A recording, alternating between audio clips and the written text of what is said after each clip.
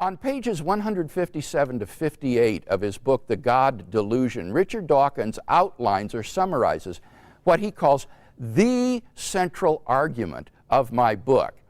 And when you look at this argument, the conclusion to which is, therefore, God almost certainly does not exist, it is a patently logically invalid argument. Even if you grant all 6 steps in the argument, the conclusion that God does not exist doesn't even follow logically from the argument. So it's on its face, it's logically invalid. But when you look at the argument more closely, I think it has a number of premises in it that are false. What are these premises? Well, Dawkins says that you cannot infer a designer of the universe based on the complexity in the universe, because this raises a further question, namely, who designed the designer? And that therefore this leaves biological complexity unexplained. Now, this argument on Dawkins' part, I think, is quite inept, because philosophers of science recognize that in order to recognize an explanation as the best explanation, you don't have to have an explanation of the explanation. In order to recognize that an explanation is the best, you don't need to have an explanation of the explanation. Let me give you an example. Suppose archaeologists digging in the earth were to come across artifacts looking like arrowheads and pottery shards and tomahawk heads.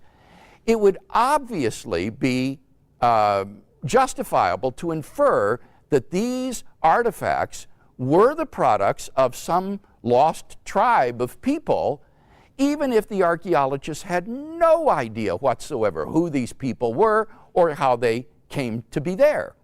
Similarly, if astronauts were to discover a pile of machinery on the backside of the moon, they would be justified in inferring that these were the products of intelligent design, even if they had no idea whatsoever where this machinery came from or who put it there. You don't have to have an explanation of the explanation in order to recognize that an explanation is the best.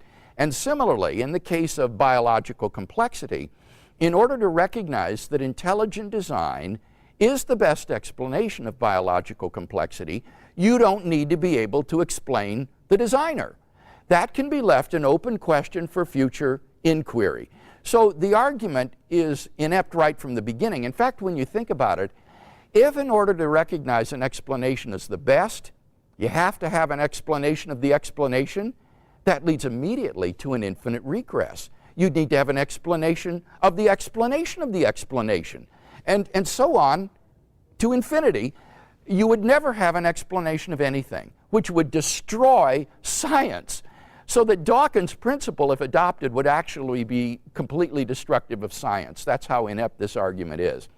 So that argument doesn't work. Now, Dawkins goes on to defend the idea that a designer wouldn't be a good explanation because he says the hypothesis of a divine designer is more complex than the world that you're trying to explain.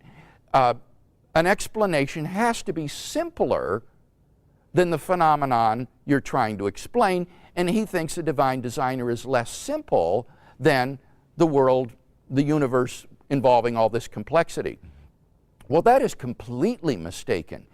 When you reflect on the idea that God is an immaterial entity, a spirit, he is a mind without a body, then God is a remarkably simple entity because he has no parts.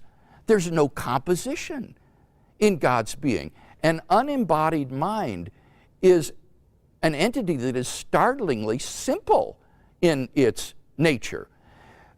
So what Dawkins is obviously confused is a mind's ideas, which may be very complex, with a mind itself, which is a very simple entity. So insofar as you're interested in simplicity, the hypothesis of a divine designer is certainly an advance in simplicity, for what it's worth, over the unexplained, contingent complexity of the universe with all its diversity and variations.